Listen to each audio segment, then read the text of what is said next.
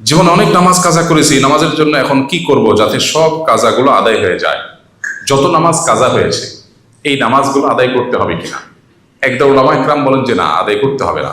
মূলত সমস্ত ফিকহের কিতাবগুলোতে বাবু কাজা ইল ফাওয়াইদ, সব মাযহাবের প্রায় ফিকহের কিতাবগুলোতে এই অধ্যায় আছে, ছুটে যাওয়া নামাজ আদায় করার অধ্যায়। তাহলে বোঝা গেল ছুটে যাওয়া নামাজ আদায় করতে হবে।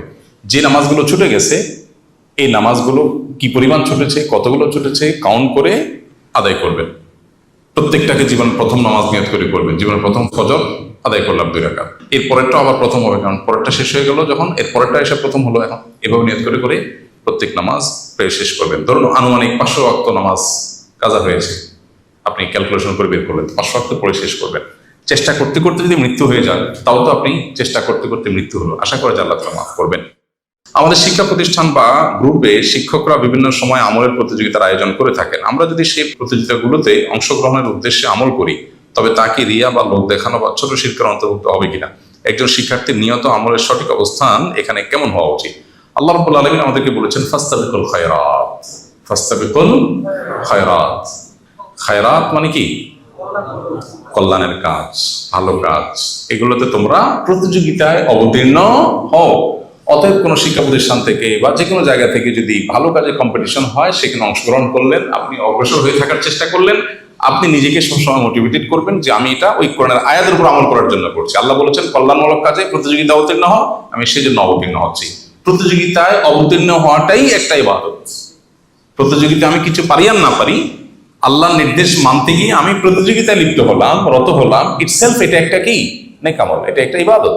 অতএব সেই জন্য আপনি করবেন, এটা ইনশাআল্লাহ রিয়া হবে না। তবে যদি আপনার সবাই সামনে বাহবা নেবেন, সবাই দৃষ্টি আকর্ষণ করবেন, আপনি লাইন লাইটে আসবেন, আপনি সবচেয়ে ভালো ছাত্র হবেন, বাহবা নেবেন, সবাই বলবে ভাই মাশাআল্লাহ মাশাআল্লাহ, আপনি তো পুরস্কার নিয়েছেন মসজিদ থেকে, বাহ বাহ, এই বাহবা নেওয়ার ধান্দা করবেন, তাহলে সেটা রিয়া হবে। এই জন্য নিয়তটাকে খালেজ করতে হবে এবং ইসলাহ করতে হবে, সংশোধন করতে হবে যে আমার নিয়তের মধ্যে ভেজাল যেন না আসে। বাস, এরপরেও যদি ভেজাল আসার আশঙ্কা তৈরি হয় তারপর কাজ থামাবেন না, কাজ চালায় যাবেন এবং নিয়তকে সংশোধন করার জন্য সংগ্রাম চালাবেন নিজের সাথে। অনেক সময় দেখা যায় অনেকে বেশি ভালো শাস্তি গিয়ে বলে না আমার মনের ভিতরে খারাপ চিন্তা আসছে তাহলে কাজটা করবো না, এরকম করবেন না, কারণ করতে করতে একটা সময় নিয়ত ইসলাহ করা যায়। আমার পিতা আমার মায়ের উপর অনেক জুলুম করেন, সেক্ষেত্রে আমি বাবাকে কিছু বললে আমার উপরে মন খারাপ করেন, এক্ষেত্রে আমার করণীয় কি।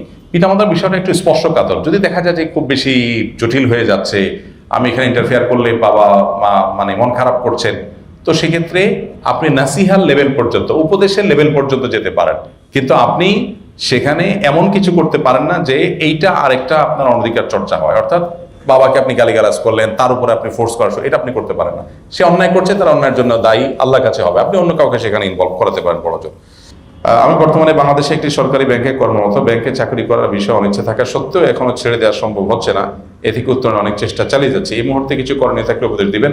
বা বিকল্প কোনো কিছু পাওয়ার আগ পর্যন্ত আপনি এটা কন্টিনিউ করতে পারেন, বাট বিকল্প পাওয়ার জন্য আপনাকে সে সিরিয়াসলি চেষ্টা করতে হবে। চাকরি না থাকলে যেরকম করতেন সেরকম, এখনটা চলতেছে, চলুক না, আমি কোনো রকম চেষ্টা করছেন এটা না। যদি আপনি সিরিয়াস চেষ্টা করেন তাহলে শুধু ব্যাংকে চাকরি ওই পর্যন্ত আপনি চালিয়ে যেতে পারেন। পবিত্র কোরআনে বলা হয়েছে মানুষ যা চেষ্টা করে তাই পায়, সূরা আন-নাজম। আবার অন্যদিকে হাদিসে এসেছে মানুষের ভাগ্য মায়ের গর্ভেই লিখে দেওয়া হয়।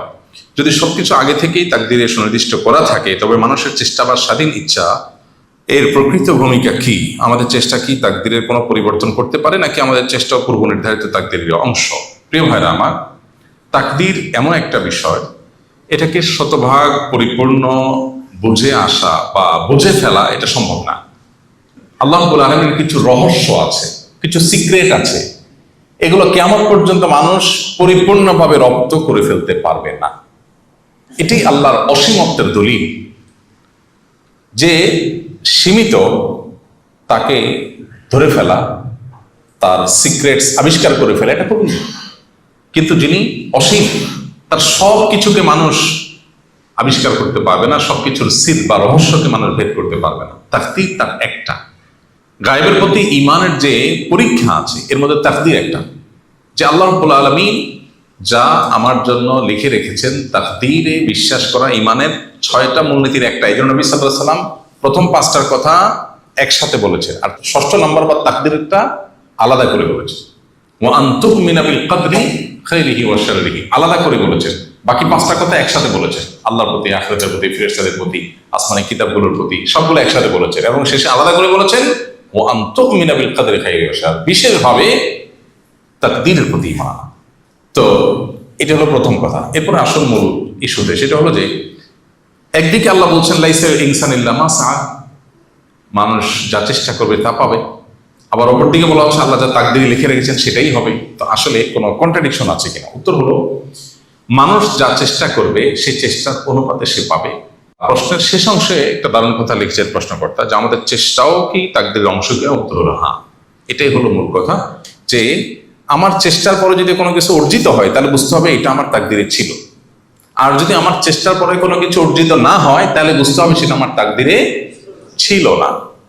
তাহলে আমার চেষ্টা করার দরকার আছে কিনা, নাকি আমি তাকদীরের উপরে নির্ভর করে বসে থাকবো? উত্তর হল না। আল্লাহর নির্দেশ হলো তাকদীর বিশ্বাস করো আর প্রাপ্তির জন্য চেষ্টা করো, দুটোই আল্লাহর নির্দেশ। বিষয়টাকে ছোট একটা এক্সাম্পল দিয়ে আমরা বোঝার চেষ্টা করতে পারি। ধরুন আপনি কোন একজন পদস্থ কর্মকর্তার কাছে গেলেন, একজন চেয়ারম্যান, একজন এমপি, একজন মন্ত্রী, কারোর কাছে একটা কাজ আছে, তার স্বাক্ষর হলে কাজটা হয়ে যাবে। আপনি তার কাছে যখন যান, আপনার বিশ্বাস থাকে হবে সেটাই যেটা উনি সিদ্ধান্ত নেবেন, জিনিসটা তার হাতে। মন্ত্রী যদি চান তাহলে সিগনেচার দিবেন, এমপি সাহেব চাইলে, চেয়ারম্যান সাহেব চাইলে তিনি এটা সিগনেচার দিবেন, আর না চাইলে দিবেন না। বিষয়টা তার চাওয়ার উপর নির্ভর করে। বাস্তবতা কি সেটা না? সিদ্ধান্ত যেহেতু ওনার, অতএব উনি কি সিদ্ধান্ত নেবেন সেটার উপর নির্ভর করে। আমি বিশ্বাস করি যে সিদ্ধান্ত যেহেতু তার হাতে, অতএব তিনি যেটা চাইবেন সেটাই নেবেন। এখন আমি তো আমার চেষ্টা করব নাকি? আমার চেষ্টার পরে যদি দেখি যে হয় নাই, তাহলে বুঝবো যে তিনি আসলে কনভিন্সড হন নাই বা তার সিদ্ধান্ত হয় না। আর যদি আমার চেষ্টার পরে হয়ে গেছে মনে হয়, তাহলে বুঝতে হবে যে তার সিদ্ধান্ত ছিল বা হয়েছে।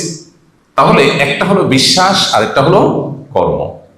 আমার বিশ্বাস হলো যে উনি যা চাইবেন তাই হবে, কিন্তু তাই বলে আমার কর্ম থেমে থাকবে না। আমি চেষ্টা করব, চেষ্টা করে যদি হয় তাহলে বুঝবো তিনি চেয়েছেন, আর যদি না হয় তাহলে বুঝবো তিনি চান নাই। তাকদীরের বিষয়টা কাছাকাছি অনেকটা। আমি বিশ্বাস করব তাই হবে যা আল্লাহ লিখে রেখেছেন। এখন তাই বলে আমি বসে থাকবো না, আমি তো জানি না আল্লাহ কি রেখেছেন। আমি জানলে না হয় সেটার উপর ভরসা করতাম। যেহেতু আমি জানি না আল্লাহ কি লিখে রেখেছেন, সো আমাকে চেষ্টা করতে হবে। চেষ্টা করে যদি আমি নাও পাই, ভালো কাজ যদি হয়, সেই চেষ্টার কারণে আমি আল্লাহর কাছে আলাদা রিওয়ার্ড পাবো। যা চাইছি তা না পাইলেও সওয়াব ঠিকই পাবো। এই জন্য ঈমানদার চেষ্টা করে যাবে। কোরআনে কারিমে এক জায়গায় না, বেশ অনেক জায়গায় আল্লাহ তাআলা এই কথা বলেছেন, ওয়া লাইসাল ইনসানু ইল্লা মা সা। এই জন্য বান্দা তার সাধ্য অনুযায়ী চেষ্টা করবে, আর তাকদীরটা বিশ্বাসে রাখবে, আর কর্মের সময় সে পরিশ্রম ঠিকই তাকে করতে হবে। প্রাপ্ত বেতনে পরিবার চালানোর আমল এবং দারিদ্র্য কাটানোর আমল নিয়ে বলবেন। প্রাপ্ত বেতনে পরিবার কিভাবে চালাবেন এবং অভাব কিভাবে দূর করবেন? উত্তর হলো চাহিদা যত কমায় ফেলতে পারবেন, অভাব তত তাড়াতাড়ি দূর হয়ে যাবে। এটাই হলো আমল, এটাই হলো বেসিক্যালি আমল, যে আমাদের চাহিদা যদি আমরা একেবারে সীমিত করে ফেলতে পারি। নাই তো নাই, আলহামদুলিল্লাহ, না হলে তো খাইলাম না, আমার কেন হাও চাষ করতে হবে, কেন আমার পেরেশান হইতে হবে, আমি হলাম না। যখন মানুষ চাহিদাকে আস্তে আস্তে কমাবে, এক্সপেকটেশন কমাবে, তখন তার কষ্ট অটোমেটিক দূর হয়ে যাবে। দেখেন আমাদের কত অভিযোগ, তাই না? কত অভিযোগ। আমি আমার যে ফেসবুকে একটা লেখা কদিন আগে লিখছিলাম, আমার ছাত্র জীবনে এক বাড়িতে লজিং ছিলাম মাদ্রাসা থাকাকালীন সময়ে। আমার হঠাৎ করে মনে হলো সেই ফ্যামিলিটার কথা, যে এমন ঠুনকো ঘর, যে এখন এরকম ঘর চোখেই পড়ে না, এইরকম ঠুনকো গ্রামেগঞ্জে এখনো কোথাও আছে নিশ্চয়ই। তো তারা বেচারারা একটা হাঁস না মোরগে ডিম পারতো, ওইটাই আমাকে ভেজে ভাত দিত তারা, এবং এইটা দিত যে তারা, মানে আমার কাছে এখন বুঝি, তখন তো ছোট ছিলাম, এখন ফিল হয় যে তাদের মধ্যে কোনো দুঃখ ছিল না, তারা খুব খুশি ছিল যে একটা মাদ্রাসার ছেলেকে সে লজিং রেখেছে, এবং সে কোনো দারিদ্র আছে তার, এরকম কোনো ফিল তার মধ্যে আছে বলে আমার মনে হয় না। যা পাইছে খাইছে আলহামদুলিল্লাহ, খুব খুশি। বাট এখন আমি চিন্তা করি, ঢাকা শহরে আমরা অনেকেই আছি, আমাদের কান্নাকাটি দেখলে নাই নাই নাই খায়, মানে কান্না ছাড়া কিছু নেই। এই সবগুলো মূলত আমাদের এক্সপেকটেশন বেশি হওয়ার কারণে হয়েছে।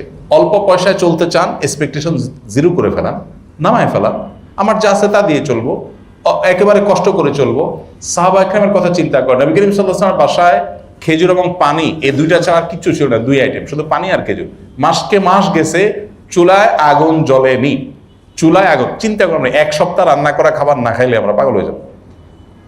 এক সপ্তাহ যদি শুধুমাত্র শুকনা বিসিরি এগুলা খেয়ে থাকা লাগে, নিউজ হবে রীতিমতো মিডিয়াতে, এক সপ্তাহ ধরে ভাত খায়নি, তাই না? বন্যায় 8 দিন হয়েছে চুলা রান্না হয়নি, সুবহানাল্লাহ, লিড নিউজ হচ্ছে না? অথচ নবী করিম সাল্লাল্লাহু আলাইহি ওয়াসাল্লামের বাসায় এই জিনিসটা মাসের পর মাস হয়েছে। তার মানে লাইফটাকে মানুষ যত সিম্পল করে ফেলে তত তার কষ্ট দূর হয়।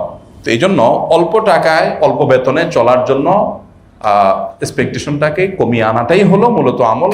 আর পাশাপাশি আল্লাহর কাছে বারাকার দোয়া করা, বারাকার দোয়া করা, আল্লাহ তাআলা যেন বারাকা দান করেন, তাতে অল্প টাকাতেও দেখা যাবে অনেক কিছু হয়ে গেছে। সেই দোয়াটা করা এবং বারাকা লাভের আমলগুলো করা। আল্লাহ তাআলা বলেছেন, ওয়ালাউ আন্না আহলাল কুরা আমানু ওয়াত্তাকাউ লাফাতাহনা আলাইহিম বারাকাতিম মিনাস সামা। কোন জনপদের লোকেরা যদি ঈমান আনার পরে তাকওয়া অবলম্বন করে, আল্লাহ বলেছেন আসমান থেকে আমি বরকতের বহু দুয়ার তাদের জন্য ওপেন করে দিব। এই জন্য অল্প টাকাতে অনেক বরকত হবে, অনেক কল্যাণ হবে, ফিল হবে না কষ্ট অভাবটা, যদি আমরা তাকওয়া অবলম্বন করি, আল্লাহকে ভয় করে চলি এবং মুত্তাকিদের কাতারে শামিল হই।